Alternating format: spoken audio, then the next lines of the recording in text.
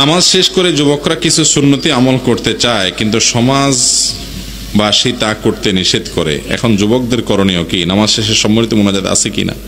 ভাই, এটা নিয়ে গন্ডগোল ফাসাদ না করে সুন্নাহ কি আছে সেটা জানার চেষ্টা করেন। আমাদের নবী করিম সাল্লাল্লাহু আলাইহি সাল্লাম নামাজ পড়ছেন না পড়েন নাই? ইমামতি করছেন না করেন নাই? উনি নামাজের পরে কি করতেন সেটা আমাদের জানা দরকার আছে না? আমাদের ইবাদত বন্দেগীতে অনুসরণ করব মুহাম্মদ সাল্লাল্লাহু আলাইহি সাল্লামকে, কারণ তাকে আল্লাহ তাআলা নবী হিসাবে নিযুক্ত করেছেন, মনোনীত করেছেন, আল্লাহই পাঠিয়েছেন, এবং তিনি হলেন আমাদের জন্য মডেল, তিনি আমাদের আদর্শ। তাকে দেখে দেখে আমাদের ইবাদত করতে বলা হয়েছে, তাই না? লাকাদ কানা লাকুম ফি রাসূলিল্লাহি উসওয়াতুন হাসানা। তোমাদের জন্য যারা আল্লাহ এবং পরকালকে বিশ্বাস করে, আশা করে, সেই মানুষগুলোর জন্য মুহাম্মদ সাল্লাল্লাহু আলাইহি সাল্লামের সবচেয়ে উত্তম আদর্শ, সবচেয়ে উত্তম মডেল তিনি। সে আমাদের উত্তম মডেল, যে তিনি নামাজ তার উপরে নাজিল হয়েছে, তিনি আমাদেরকে নামাজ শিক্ষা দিয়েছেন এবং বলেছেন সল্লু কামা রাআইতুমুনি উসাল্লি, তোমরা আমাকে যেভাবে নামাজ পড়তে দেখছো সেভাবে নামাজ পড়ো। আচ্ছা, এবার আমরা আসি নবী করিম সাল্লাল্লাহু আলাইহি সাল্লাম নামাজের পরে কি করতেন। হাদিস, যতগুলো হাদিসের গ্রন্থ আছে, এখন তো আলহামদুলিল্লাহ সবই প্রায় বাংলা হয়ে গেছে, মেইন যেগুলো আছে সবই বাংলা অনুবাদ হয়ে গেছে। ইসলাম ফাউন্ডেশন করেছে, আর অনেক প্রকাশনী করেছে। আপনি বাংলায় ওই বইগুলো খুলে দেখেন না, নামাজ অধ্যায়, সালাত অধ্যায়, এটা খুলে দেখেন। নবী করিম সাল্লাল্লাহু আলাইহি সাল্লাম সালাম ফেরানোর পর 3 বার ইস্তিগফার পড়তেন, আস্তাগফিরুল্লাহ আস্তাগফিরুল্লাহ আস্তাগফিরুল্লাহ। এরপরে কি পড়তেন? আল্লাহুম্মা আনতাস সালাম ওয়া মিনকাস সালাম তাবারাকতা ইয়া যাল জালালি ওয়াল ইকরাম। নবী সাল্লাল্লাহু আলাইহি সাল্লাম সালাম ফেরানোর পরে সূরা ইখলাস একবার, সূরা ফালাক একবার, সূরা নাস একবার পড়তেন, আয়াতুল কুরসি পাঠ করতেন, সুবহানাল্লাহ, আলহামদুলিল্লাহ, আল্লাহু আকবার, 33, শেষেরটা 34, কোন বর্ণনা আছে 3টা 33, আর লাস্টে একবার লা ইলাহা ইল্লাল্লাহু ওয়াহদাহু লা শারীকা লাহু লাহুল মুলকু ওয়া লাহুল হামদ ওয়া হুয়া আলা কুল্লি শাইইন কাদির পড়তেন, সব মিলে 100 বার। তাহলে 3টা 33, 99, আর একবার লা ইলাহা ইল্লাল্লাহু ওয়াহদাহু লা শারীকা লাহু পড়তেন। তারপরে তিনি পড়তেন আল্লাহুম্মা আইন্নি আলা যিকরিকা ওয়া শুকরিকা ওয়া হুসনি ইবাদাতিক। তিনি পড়তেন লা ইলাহা ইল্লাল্লাহু মুখলিসিনা লাহুদ-দ্বীন ওয়ালাউ কারিহাল কাফিরুন। তিনি পড়তেন লা ইলাহা ইল্লাল্লাহু ওয়া লা না'বুদু ইল্লা ইয়্যাহ লাহুন নি'মাতু ওয়া লাহুল ফাদলু ওয়া লাহুস সানাউল হাসান। এগুলো সব আপনাদের মুখস্থ আছে তো? সবার নাই, বেশিরভাগ মানুষের নাই। নবী করিম সাল্লাল্লাহু আলাইহি সাল্লাম সালাম ফেরানোর পর 5 ওয়াক্ত নামাজে সালাম ফেরানোর পর এগুলো সব পাঠ করতেন। এগুলো আমাদের বেশিরভাগ লোকের মুখস্থ। আমরা ওই রেডিমেড মুনাজাত শিখছি, রেডিমেড মুনাজাতটা আমরা ভালো জানি, কিন্তু এই দোয়া, জিকির, দুরুদ যেগুলো নবী করিম সাল্লাল্লাহু আলাইহি ওয়াসাল্লাম সবসময় পড়তেন, পৃথিবীতে একজন আলেমও পাওয়া যাবে কিনা সন্দেহ যে এটার ব্যাপারে সন্দেহ করে, কারণ সব হাদিসে আছে যে নবী সাল্লাল্লাহু আলাইহি ওয়াসাল্লাম এগুলো পড়তেন। যেগুলো নবী করিম সাল্লাল্লাহু আলাইহি ওয়াসাল্লাম পড়তেন সেগুলো আমাদের জানা নাই, সেগুলো আমাদের জানা নাই। আমরা জানি রেডিমেড মুনাজাত। ভাইরা আমার, নামাজের পরে দোয়া কবুল হয়। নামাজের পরে কি হয়? আপনি আল্লাহর কাছে কিছু চাওয়ার দরকার আছে, তো অবশ্যই আপনি নামাজের পরে আল্লাহর কাছে 2 হাত তুলে চাইতে পারেন, কোনো অসুবিধা নাই, এটাতে কোনো অসুবিধা নাই। নারী হোক, পুরুষ হোক, যে কেউ নামাজের পরে তিরমিজির বর্ণনা অনুযায়ী 2 সময় বান্দার দোয়া আল্লাহ তাআলা কবুল করেন। এর ভিতরে একটা হলো জাওফুল লাইল, আপনার ভোর রাত, আর একটা হলো দুবুরা কুল্লি সালাত, প্রত্যেক নামাজের পরে। এই জন্য আপনি আল্লাহর কাছে দোয়া করতেই পারেন, কিন্তু ইমাম সাহেবের সাথে মুসল্লিরা সবাই একেবারে জোগায় দিয়ে একসাথে তালে তাল মিলিয়ে, সুরে সুর মিলিয়ে, হাতে হাত মিলিয়ে একসাথে তুলবে, দোয়া করবে, আবার ইমাম সাহেবের অনুসরণ করে নামাজ যেরকম অনুসরণ করে দোয়া তো এরকম অনুসরণ করবে। এরকম নবী করিম সাল্লাল্লাহু আলাইহি সাল্লাম তার জীবনে 10 বছরে প্রায় 18,000 ওয়াক্ত নামাজের ইমামতি করেছেন। 18,000 ওয়াক্ত 10 বছরে মদিনাতে। এই 10 বছরের ইমামতিতে, 18,000 ইমামতিতে, ওয়াক্তের ইমামতিতে যদি একবারও নবী করিম সাল্লাল্লাহু আলাইহি সাল্লাম সালাম ফেরানোর পরে সবাইকে নিয়ে হাত তুলে দোয়া করে আবার নামে ফেলতেন, তাহলে শত শত হাদিসে তার বিবরণ আসতো। কারণ মসজিদে নববীতে অসংখ্য সাহাবীরা থাকতেন, বর্ণনা করতেন। আপনারা জানেন নবী করিম সাল্লাল্লাহু আলাইহি সাল্লাম থুতু ফেললেও কোন দিকে ফেলছেন, কিভাবে ফেলছেন, এর বিবরণ পর্যন্ত হাদিসে চলে আসছে। তার একান্ত স্ত্রীর সাথে কৃত আচরণ, সেগুলোর বিবরণ হাদিসে চলে আসছে। তিনি টয়লেটের ভিতরে কিভাবে পরিচ্ছন্ন হতেন সেটা পর্যন্ত হাদিসে চলে আসছে। সাহাবীরা বলেছেন যে আমাদের নবী করিম সাল্লাল্লাহু আলাইহি সাল্লাম একজন বাবা যেরকম সন্তানকে, একজন মা যেরকম বাচ্চা কাচ্চাকে তাকে পরিচ্ছন্ন হওয়াটা পর্যন্ত শিখে, আমাদের নবীজি সাল্লাল্লাহু আলাইহি সাল্লাম এরকম করে আমাদের প্রতিটা বিষয় ধরে ধরে শিখাই দিতেন। সেখানে নামাজের পরে তিনি যদি এরকম সবাইকে নিয়ে আমাদের মতো এরকম মোনাজাত করতেন সম্মিলিতভাবে, তার বিবরণ একটা হাদিসেও থাকতো। অথচ এরকম একটা হাদিসে পাওয়া যায় না যে নবী করিম সাল্লাল্লাহু আলাইহি সাল্লাম 5 ওয়াক্ত নামাজের পরে সালাম ফিরে সবাইকে নিয়ে হাত তুলছেন, আবার উনি নামাইছেন, সবাই হাত নামাইছে। সাহাবীরা বলছেন যে রাফা ইয়াদাইহি ফারাফানা, এবং তিনি নামাজ মুনাজাত শেষ করেছেন, আমরা করেছি। এই ইমাম সাহেবের সাথে মুক্তাদিদের সালাম ফেরানোর পরে আর কোনো সম্পর্ক থাকে না।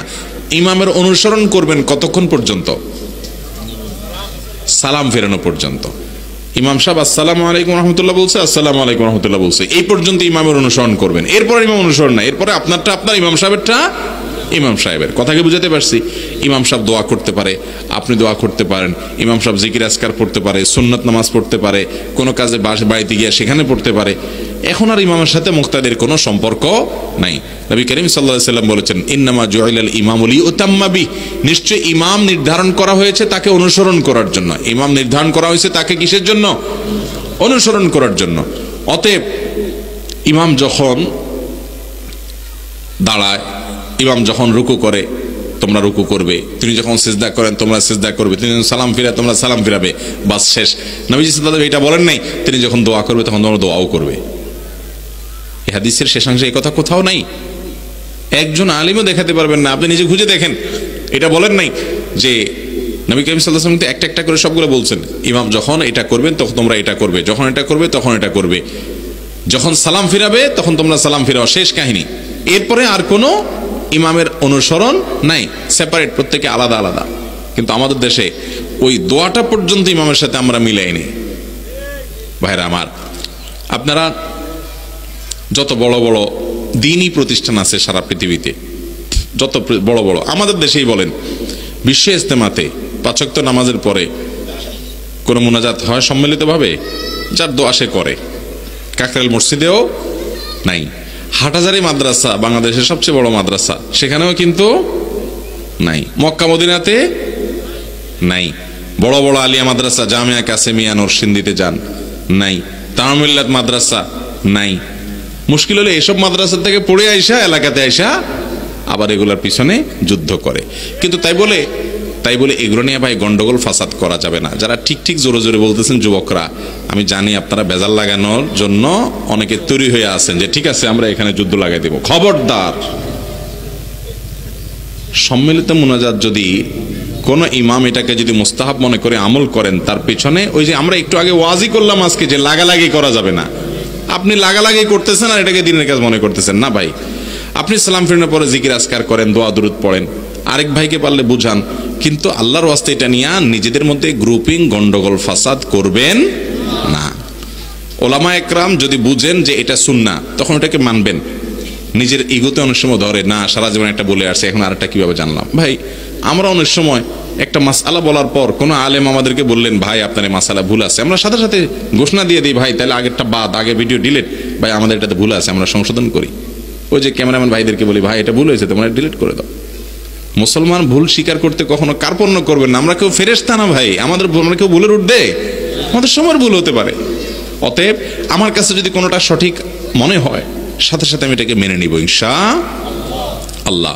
ইমাম সাহেবরা মসজিদে মুসল্লিদেরকে সুন্নত শিখাবেন।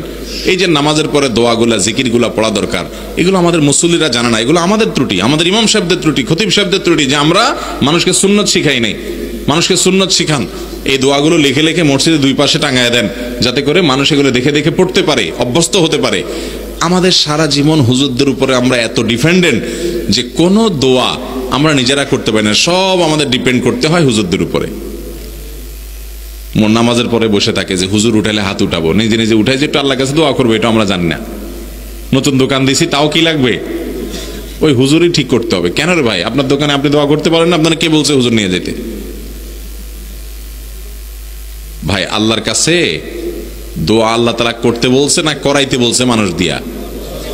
আল্লাহ বলছেন উদউনি আস্তাজিব লাকুম, তোমরা আমার কাছে দোয়া করো, আমি দোয়া কবুল করবো, আল্লাহ বলছেন। এখন সবাইকে দোয়া অভ্যস্ত করতে হবে, দোয়া শেখাতে হবে ইমাম সাহেবদের। কিন্তু আপনারা তাই বলে ওই যে ইমাম সাহেবদের পিছনে একেবারে মাজায় গামছা বেঁধে লেগে যাবেন, পিছে লাগার বিরুদ্ধেই তো এতক্ষণ বললাম। অতএব লা তাদাবারু, একে অন্যের পিছে লাগতে যাবেন, পারলে সামনে লাগবেন। সামনে লাগা মানে কি? পারলে একটু বসে নম্রতার সাথে আলোচনা করবেন সম্ভব হলে। আর যদি সেটাতেও দেখেন যে না ঝামেলা হতে পারে, দরকার নাই, আপনি নিজের চরকা তেল দেন। আপনি এলাকাতে গন্ডগোল ফাসাদ সৃষ্টি করলে সেটা কিন্তু ভয়াবহ গুনাহ হবে। কথা কি বুঝাতে পারছেন ভাইরা আমার? গন্ডগোল ফাসাদ এটা খুব বাজে একটা জিনিস। মুসলমানরা শান্তিপূর্ণভাবে অবস্থান করতে হবে। সুন্নাহকে প্রচার করেন, সুন্নাহ যত প্রচারিত হবে তত বেশি গায়ের সুন্নাহ এমনি দূর হয়ে যাবে। 10 জন মানুষকে সুন্নাহ শিখান, ভাই নামাজের পরে এই দোয়া পড়েন, এই দুরূদ পড়েন, এইভাবে সুন্নত নামাজ পড়েন, এইভাবে আমল করেন, হাদিস বর্ণিত আমলগুলো শিখাই দেন, এমনি সব দূর হবে। আর ইমাম সাহেবরা হিম্মত করেন সারা জীবন শুধু ট্র্যাডিশনাল পদ্ধতিতে না থেকে মানুষকে সুন্নাহটা শিখান অন্তত। আল্লাহ তাআলা আমাদেরকে আমলের তৌফিক দান করুন। ভাইরা আমার, আমরা অনেকে নিজের পক্ষের হুজুর নিয়ে আসি যে নিজের পক্ষের হুজুরদের দিয়ে কিছু বলাবো, তাহলে এবার হুজুর চলে গেলে আমরা ওটা মাজা গামছা বেঁধে নামো, দেখছো কি বলছে। ভাইরা আমার, এগুলো সবই বেশিরভাগ ক্ষেত্রেই নফসের পূজা, প্রবৃত্তির পূজা, দিনের খেদমত হয় না। এটা হলো নফসের পূজা, যে আমি যেটা বুঝছি এটার পক্ষে লড়াই করে সংগ্রাম করে একটা গন্ডগোল লাগুক, ফাসাদ লাগুক, তাও আমি করেই যাব। এই আন্দাজে এবং আন্দাজে ঠেলাঠেলি করবেন না, ঠিক আছে তো ইনশাআল্লাহ। বাকি সুন্নাত যদি বলতে চাই আমি, তাহলে সালাম ফেরানোর পর ইমামের সাথে মুয়াজ্জিনের কোনো সম্পর্ক না, প্রত্যেকে বসে দোয়া দুরূদ জিকির আজকার করতে থাকবেন। ইমাম সাহেবরা মানুষকে দোয়া শিখাবেন, আপনার উপরে ডিপেন্ডেন্ট হয়ে থাকবে সবাই, একেবারে ইমাম সাহেবের সাথেই উড়াইতে হবে না, কথা নাই। ইমাম সাহেব হয়তো আজকে তার 3টা জিনিস আল্লাহর কাছে চাওয়ার দরকার আছে, উনি চাইছে, চাওয়ার পরে উনি হাত নামায় ফেলছে, আপনার হয়তো আরো 2টা বাকি আছে চাওয়া, তো আপনি আরো একটু বাড়াই চাইবেন না? কিন্তু না, আমাদের দেশের সিস্টেমই হলো কি, যে হুজুর নামায় ফেলছে তুমি আবার হাত উঠে রাখছো কেন? আশপাশ দেখবেন অনেকে গুতা মারে এরকম করে, আছে না? সে হুজুর নামায় ফেলছে, তুমি আর বসে আছো, তুমি নামাও না। ভাই, নামাজের পরে আল্লাহর কাছে কিছু চাইতে গেলে চাওয়ার দরকার থাকলে অবশ্যই আমরা চাইবো। অনেকে আছে আবার আল্লাহর কাছে দোয়া করাই ভুলে গেছে, একদম আছে না, দোয়াই ভুলে গেছে, দোয়াই নাই, চোখের পানি ফেলতে পারে না, চাইতে পারে না। অতএব দোয়া করবো তো ইনশাআল্লাহ, কিন্তু সুন্নাহ পদ্ধতিতে। কোন পদ্ধতিতে? সুন্নাহ সম্মত পদ্ধতিতে। আল্লাহ আমাদেরকে বোঝার তৌফিক দান করুন।